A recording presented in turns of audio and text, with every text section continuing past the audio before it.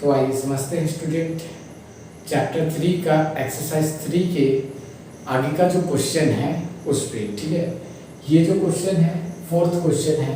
इस क्वेश्चन में कहता है दो क्रमागत प्राकृतिक संख्याओं का गुणनफल 20 है, तब हमको संख्याएं ज्ञात कीजिए, ऐसा बोलता है। ठीक है, या इंग्लिश में बोले तो if product of two consecutive natural number is 20 then the find numbers. ठीक है, फाइंड द नंबर्स। ठीक है, तो हमको क्या करना है कि दो जो दिया है, ठीक है, उसको लेके चलना है। उसके बाद हमको जो नंबर है उसको फाइंड करना है। ठीक है, तो सपोज आप क्या कर लीजिए, यहाँ पे लिख लीजिए कि माना कि दो क्रमागत संख्याएं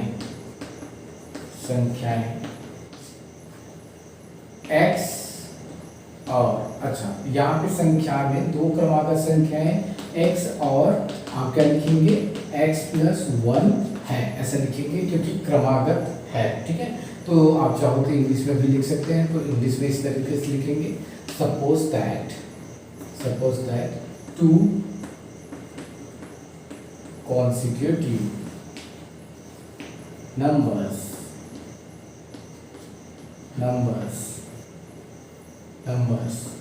x and x+y respectively, या क्रमशः करके लिख सकते हो आप। ठीक है, तो ये चीज आप लिखेंगे। ठीक है, उसके बाद आपका क्या काम रहेगा दोस्तों, आपको दोनों का क्या दिया है, दोनों का मल्टीप्लाई। ठीक है, कोष्टक में आपको क्वेश्चन में दिया क्या है, मल्टीप्लाई। तो आप अकॉर्डिंग टू क्वेश्चन लिख लीजिए या प्रश्नानुसार लिख लीजिए, अकॉर्डिंग टू क्वेश्चन।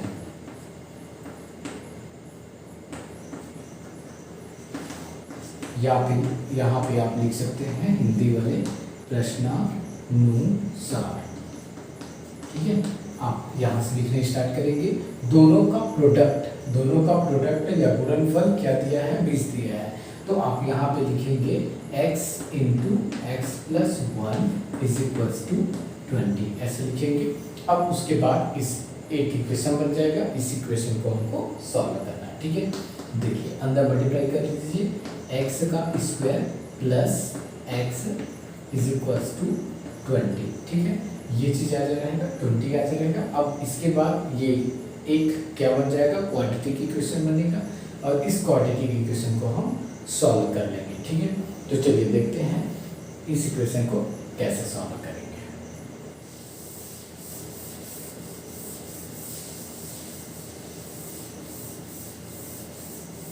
देखिए हमारे पास जो इक्वेशन है वो क्या है, x² + x -20 = 0, क्योंकि हम 20 को लेफ्ट साइड यदि क्या करते हैं, ट्रांसफर करते हैं या पक्षांतर करते हैं तो हमारा माइनस में आ जाएगा। ठीक है, तो यहाँ से ऐसा आएगा। अब इसके बाद हमको क्या करना है, देखिए यदि हम सामान्य इसको दो टर्म्स में यदि तोड़ना चाहें तो कैसे तोड़ेंगे। तो सबसे पहली बात आपको -20 लाना है। आप चाहो तो ऐसा आप सॉल्व कर सकते हो, ax² bx + c = 0 के साथ इन दोनों को कंपेयर कर दो। ठीक है, कंपेयर करने से आपको क्या मिलेगा, तुलना करने से आपको क्या मिलेगा कि a के स्थान पे 1 है, b के स्थान पे आपको 1 मिलेगा क्योंकि यहाँ पे भी 1 है। फिर आप c के स्थान पे आपको क्या मिलेगा, -20 मिलेगा। ठीक है, अब आपको a और c का मल्टीप्लाई करना है। किसका मल्टीप्लाई करना है, a और c का। आपको मैं ऑलरेडी गुणनखंड करने का या फैक्टराइजेशन करने का मेथड बता चुका हूँ स्टूडेंट, उसी से ये बन रहा है। ठीक है, तो AC = -20 आएगा। फिर B को ऐसे तोड़ना है, तो B क्या है, 1 है। B को ऐसे तोड़ना है कि हम दो टर्म्स में जोड़ें तो हमको ये मिलना चाहिए 1, और यदि मल्टीप्लाई करें दोनों टर्म्स को तो वो क्या मिलना चाहिए, -20 मिले। तो हम लिखेंगे 5 और -4, तो 5 और -4 का मल्टीप्लाई करोगे क्या मिलेगा, -25 × -4, तो दोनों का मल्टीप्लाई करेंगे तो क्या मिलेगा, -20। इसलिए हम ऐसा कर सकते हैं। ठीक है, अब आते हैं इक्वेशन पे। ठीक है, हमारे पास इक्वेशन जो गिवन है उस पे हमारे पास इक्वेशन है एक्स स्क्वायर। अच्छा ये जो 1x है ना उसको हम लिखेंगे 5 - 4, ठीक है, 5 - 4, x बाहर में रहेगा, -20 इज इक्वल टू 0। अब यहाँ से ऐसा लिखिए एक्स स्क्वायर, इस एक्स का अंदर मल्टीप्लाई कर दीजिए तो 5x होगा, -4x होगा, -20 होगा, इज इक्वल टू 0। सो यहाँ से आपका वैल्यू मिल जाएगा एक्स स्क्वायर, एक्स को कॉमन निकालेंगे तो x + 5 मिलेगा और -4 को बाहर निकालेंगे तो x + 5 मिलेगा। अब जब भी आप दो टर्म्स यदि सेम हो तो उसको एक ही बार लिखना होता है, बाहर निकाल लेते हैं। तो x + 5 बाहर निकल गया तो बचेगा क्या, x - 4। तो यहाँ पे आप लिख लेंगे x - 4 इज इक्वल टू 0। तो इस तरीके से आप x - 4 इज इक्वल टू 0 ले लेंगे। इसके बाद आपको क्या लिखना है, दोनों को अलग अलग 0 के बराबर लेना है, ठीक है। तो आप लिखेंगे यदि x + 5 बराबर 0 लिखेंगे दोस्तों, तो यहाँ से आपको क्या मिल जाएगा, x इज इक्वल टू -5। और -5 तो नेचुरल नंबर नहीं होता, प्राकृतिक संख्या नहीं है, क्योंकि हर एक प्राकृतिक संख्या क्या होता है, 1 से स्टार्ट होता है और पॉजिटिव होता है, और जो कि ये नेगेटिव वाले हैं, इसलिए आप लिख सकते हो -5 प्राकृतिक संख्या नहीं है, प्राकृतिक संख्या नहीं है। या फिर आप लिख सकते हैं -5 is not natural number, is not natural number, so this is neglect, ठीक है। या फिर इसको हम निगलेक्ट करेंगे, नगण्य मान लेंगे, ठीक है। तो इसलिए हम हमारा बचा क्या, तो इसलिए हम लिखेंगे x - 4 is equal to 0, so x is equal to 4 and the next संख्या x + 1 इज इक्वल टू 5, क्योंकि एक को आप प्लस कर दो तो आपको मिल जाएगा 5।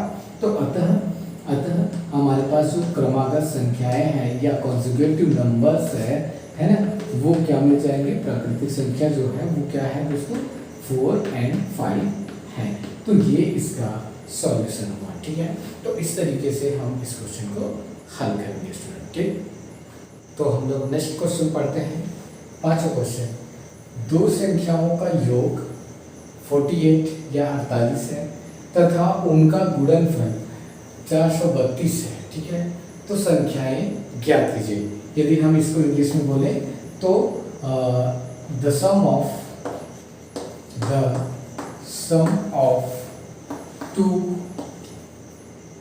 two numbers is 48 and its product 432, product is 432, then find the numbers, ठीक है, find the numbers, ठीक है। तो ये चीज हमको बोला गया, ठीक है। सबसे पहले तो दो संख्याओं का योग जो है हमको कितना दे दिया है, 48 है, या sum of two numbers are is 48, ठीक है। एंड देन देयर प्रोडक्ट या उनका गुणनफल क्या दिया है, 432 दिया है, और देयर प्रोडक्ट कितना दिया है, 432 दिया है, ठीक है। तो इसी के अकॉर्डिंग हम इसको सॉल्व करेंगे। देखिए सबसे पहले आप मान लीजिए कि दो संख्याएं कौन कौन से हैं, ठीक है। तो उसको आप x एंड y मान के चलेंगे, ठीक है। तो जब आप सॉल्यूशन लिखेंगे तो सॉल्यूशन में क्या लिखेंगे, आप लिख लेंगे माना कि दो संख्याएं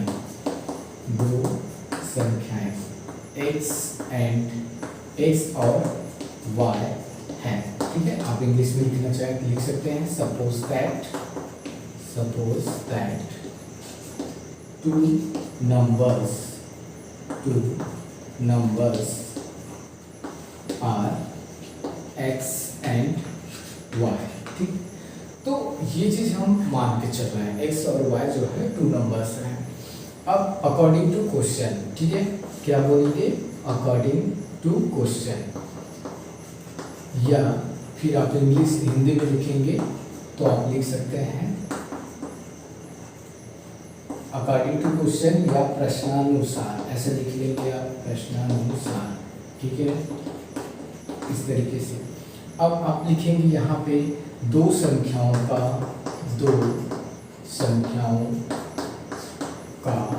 योग, या फिर आप हिंदी में इंग्लिश में लिखना चाहें तो लिख सकते हैं sum of two numbers, two numbers. ठीक है, क्या दिया है, वो दिया गया है आपको 48।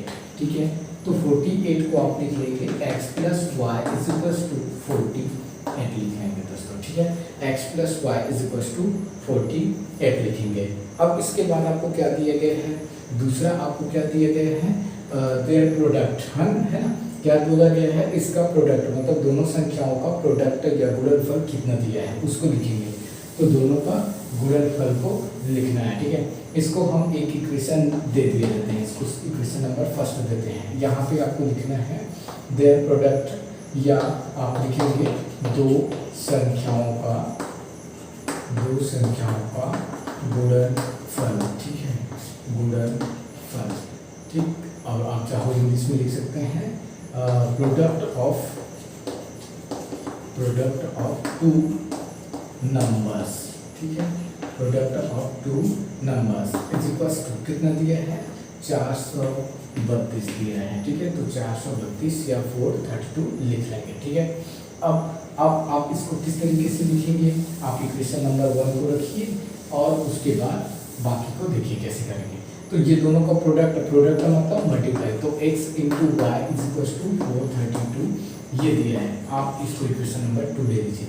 अब आपको क्या करना है, यहाँ से x का y का मान निकाल लेना है। ठीक है, यहाँ से y का मान निकालना है। तो y का जो मान होगा वो x को अपॉन में ला लीजिए, तो आपको y का मान मिल जाएगा। तो ये हो जाएगा आपका x का ये जो मान है। आप चाहो तो इसको इक्वेशन नंबर 2 ना देके इसको इक्वेशन नंबर 2 दे दो। ठीक है, अब आप क्या करेंगे, y का जो मान है वो आप इक्वेशन नंबर 1 में पुट करेंगे। ठीक है, तो आप लिख सकते हैं putting value of y in equation 1। ठीक है, या आप लिख सकते हैं समीकरण 1 में y का मान रखने पर। ठीक है, ऐसे लिख लेंगे दोस्तों। ठीक है, रखने पर ऐसे लिखेंगे। अब y के मान को यहाँ पे रख देंगे। ठीक है, समझ गए। देखिए y का मान रखिए, यहाँ पे आते हैं y का मान रखते हैं, तो हम लिखेंगे x प्लस y का मान क्या है, 432 बटे x बराबर में क्या है 48, तो ये आप 48, तो ऐसा लिख लेंगे। ठीक है, अब आप इसका एलसीएम निकालेंगे, तो x का और x का मल्टीप्लाई होगा तो x स्क्वायर और ये होगा 432, और ये जो x है पूरे का अपॉन में रहेगा, राइट साइड में 48 रहेगा दोस्तों। ठीक है, अब इस x का इधर मल्टीप्लाई होगा तो यहाँ पे आएगा x square 432 is equal to 48 into x हो जाएगा, है ना। अब इस 48 को इधर आप क्या करिए, ट्रांसफर करिए, तो माइनस में आ जाएगा आपका ये 48 और ये तो आपका सेम रहेगा इज इक्वल टू 0, ऐसा मिलेगा। अब इसके बाद ये इक्वेशन बन गया। अब इस इक्वेशन को हमको सॉल्व करना है। ठीक है, तो चलिए इस इक्वेशन को कैसे सॉल्व करेंगे उस पे आते हैं।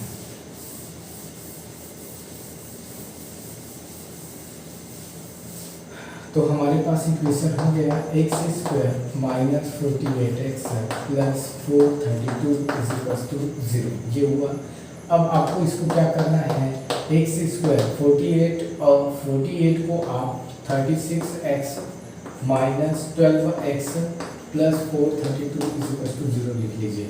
अब आप दोनों को मल्टीप्लाई करेंगे तो सेम आपको मिलेगा 432। आप इसको ट्राई करके देख सकते हैं। ठीक है, अब यहाँ से x का मल्टीप्लाई कीजिए तो x माइनस 36 आ जाएगा, माइनस 12 को बाहर निकालिए, x माइनस 36 आ जाएगा। आप दोनों को मल्टीप्लाई करके देख सकते हैं, यहाँ सेम आएगा। ठीक है, इस पर फिर इसके बाद हम बात करें तो जो भी दो बार लिखा हुआ है, सेम लिखा हुआ है, उसको आप एक ही बार लिखेंगे। तो x माइनस 36 को एक बार लिखेंगे, अब जो बच गया उसको एक बार लिखना है। ठीक है, तो x minus 12 is equal to 0। So यहाँ से आपका वैल्यू आ जाएगा x minus 36 and y x minus 12। तो x minus 36 is equal to 0 लिखना और x minus 12 is equal to 0 लिखना।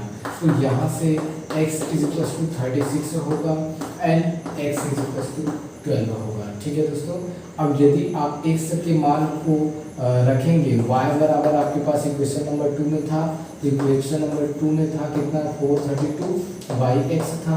यहाँ पे यदि x का मान आप 36 रखते हैं तो क्या मिलेगा आपको, मिलेगा 432 बाई 36, दैट इज इसका आंसर मिल जाएगा 12। आप डिवाइड करके देखेंगे तो 12 आएगा।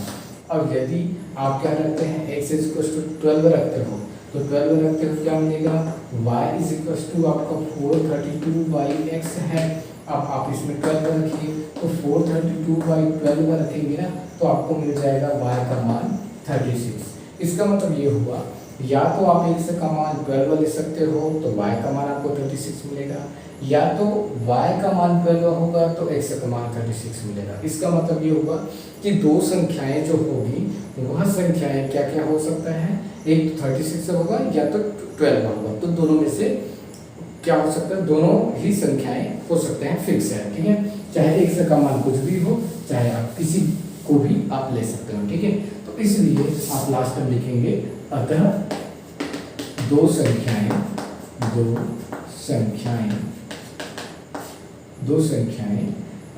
36 एंड और 12 है, या फिर आप लिख सकते हैं hence two numbers are